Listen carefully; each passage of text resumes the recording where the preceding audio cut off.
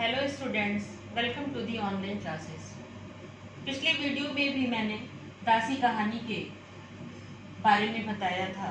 उसी क्रम में आगे बढ़ते हुए हम फिर इस कहानी को शुरू करेंगे। हम उसका अंतिम भाग था कि राजा तिलक ने फिरोज़ा और बलराज को भारत जाने का प्रबंध किया। बलराज और फिरोज़ा एक मंदिर के पास पहुंचते हैं। बलराज उस मंदिर में जाकर के बहुत हताश और निराश होकर के इरावती के बारे में सोचता है और उसका मन इतनी नकारात्मक सोच से भरा हुआ है कि वो ईश्वर के सामने भी निराश है और ईश्वर से भी उसका विश्वास उठ गया है। पर फिर भी उसे कुछ आशा की किरण दिखाई पड़ती है और ईश्वर के सामने अपना माथा झुका करके वह इरावती के लिए प्रार्थना करता है कि किसी तरह भी उसे अपनी प्रेम प्रतिमा के दर्शन हो जाए। ऐसा कह करके जैसे ही वो अपना सिर उठाता है, उसे जैसे लगता है कि उसके पास से कोई खिसक करके गया है। तो अब हम शुरू करते हैं आज का अगला प्रसंग। प्रार्थना करके युवक ने सिर उठाया था कि उसे किसी को अपने पास से खिसकने का संदेह हुआ। वह घूमकर देखने लगा। एक स्त्री कौशेय वसन अपने हाथ से में फूलों से सजी डाली लिए चली जा रही थी। युवक उसके पीछे पीछे चला। परिक्रमा में एक स्थान पर पहुंचकर उसने संदिग्ध स्वर में पुकारा, इरावती। वह स्त्री घूमकर खड़ी हो गई। बलराज अपने दोनों हाथ पसार कर उसे आलिंगन करने के लिए दौड़ा।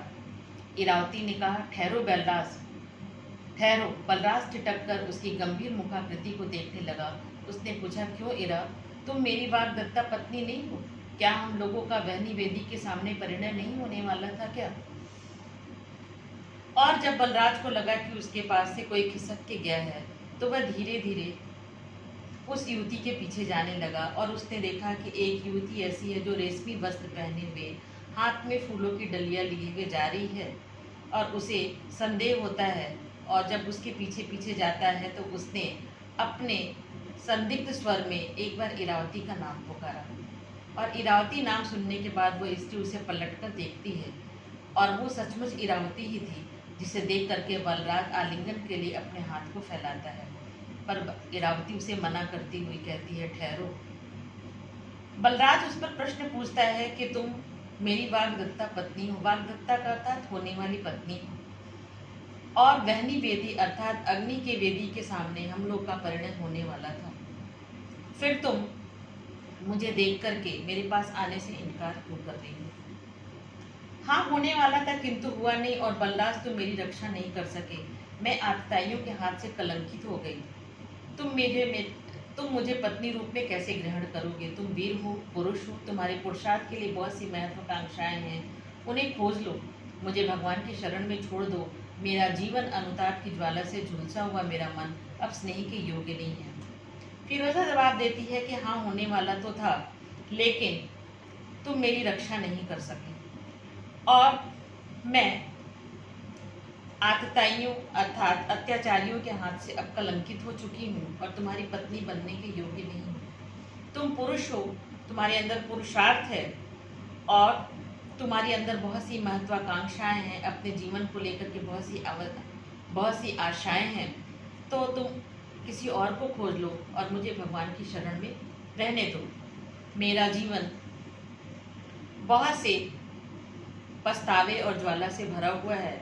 मैं अब तुम्हारे प्रेम के योग्य नहीं हूँ, तुम्हारे प्रेम की पात्र नहीं हूँ। प्रेम की पवित्रता की परिभाषा अलग है हीरा। मैं तुमको प्यार करता हूँ, तुम्हारी पवित्रता से मेरे मन का अधिक संबंध नहीं हो सकता। चलो हम और कुछ भी हो, मेरे प्रेम की बहनी तुम्हारी पवित्रता को अधिक उज्जवल कर देगी। बलराज उसको प्रेम की पवित्रता के बारे में बताता है कि तुम्हारी कलंकित होने से प्रेम के ऊपर कोई भी असर नहीं पड़ता और मेरी प्रेम की अग्नि तुमको और उज्जवल कर देगी। अर्थात बलराज इस बात को मानने के लिए तैयार नहीं है और ईरा से वो बार बार अपने प्रेम का इजहार करता है। भाग चलूं क्यों? सो नहीं हो सकता। मैं कृतदासी हूँ। मलेच्छु ने मुझे मुल्तान की लूट में पकड़ लिया। मैं उनकी कठोरता में जीवित रहकर बराबर उनका विरोध करती थी। बलराज सलाह देता है कि हम भाग चलें, लेकिन इरावती उसे साफ मना करती है और कहती है कि उसे मुल्तान की लूटपाट में पकड़ लिया गया था। और वह कृत दासी, कृत का मतलब होता है खरीदी हुई, वो एक खरीदी हुई दासी है और वह लगातार उन आतताइयों का विरोध करती रही, लेकिन उसे सफलता नहीं मिली।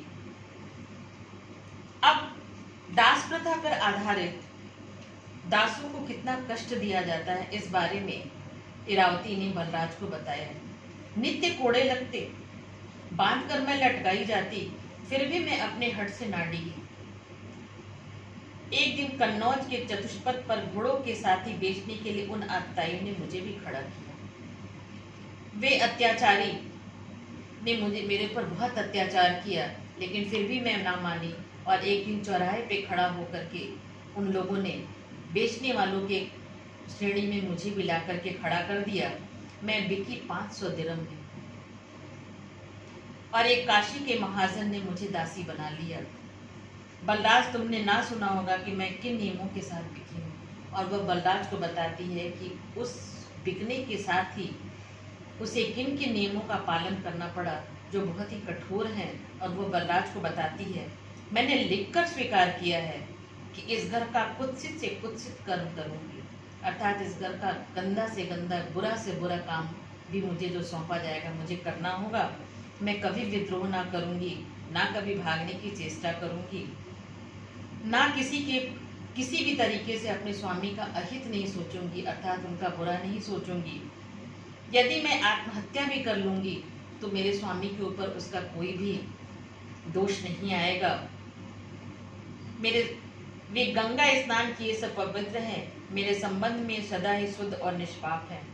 वे गंगा के समान पवित्र हैं और हमारे संबंध जो हैं हमेशा निष्पक्ष, मेरे संबंध जो हैं वे निष्पाप और शुद्ध हैं।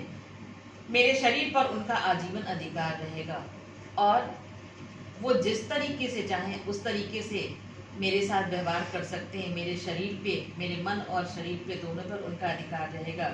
यह मेरे नियम विरुद्ध आचरण पर जब चाहे राजपथ पर मेरे बालों को घसीट सकते हैं, अर्थात इस राजपथ पे, इस सड़क पे या कहीं पे भी वो मुझे बालों सहित घसीट सकते हैं। मैं उनका कोई विरोध नहीं कर सकती।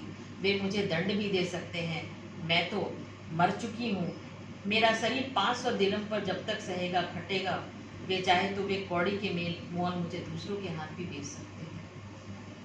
मैं तो मेरी आत्मा तो मर चुकी है। मैं 500 दिरहम में बिक चुकी हूँ और जितना मैं सह सकती हूँ, जितना मुझे वो खटा सकते हैं, मुझे करना पड़ेगा और मुझे वे कौड़ियों के मोल किसी और को भी बेच सकते हैं। सिर पड़ते रहकर मैंने स्वयं अपने बेचने की स्वीकृति दी है और एक तिनका रख करके, जो एक दासी को बिकने की परंपरा होती है, तिनका रख करके, मतलब तिनका रख करके जो बेचने की परंपरा रहती है, उस परंपरा का हमने निर्वाह किया है। उस सत्य को कैसे तोड़ दूँ? और उस सत्य को मैं तोड़ नहीं सकती हूँ। मैं प्रतिज्ञाबद्ध हूँ। बलराज ने लाल होकर कहा, इरावती, यह असत्य है। सत्य नहीं, पशुओं के समान मनुष्य भी बिक सकते हैं। मैं यह सोच भी नहीं सकता। यह पाखंड तुर्की घोड़ों के व्यापारियों ने फैलाया है। तुमने अनजान में जो प्रतिज्ञा कर ली है वह ऐसा सत्य नहीं है कि पालन किया जाए। तुम नहीं जानती कि तुमको खोजने के लिए मैंने यवनों की सेवा की। बलराज गुस्से में लाल हो गया और इरावती के इन बातों को सोच करके उसे आश्चर्य हुआ। उसने कहा कि सत्य नहीं है। क्या मनुष्य भी पशु के समान बेचे और खरीदे जा सकते हैं? और ये सब तुर्की घोड़ों के व्यापारियों द्वारा फैलाया गया हुआ नियम है, इसमें सत्यता नहीं है। तुमने अनजाने में प्रतिज्ञा कर ली है।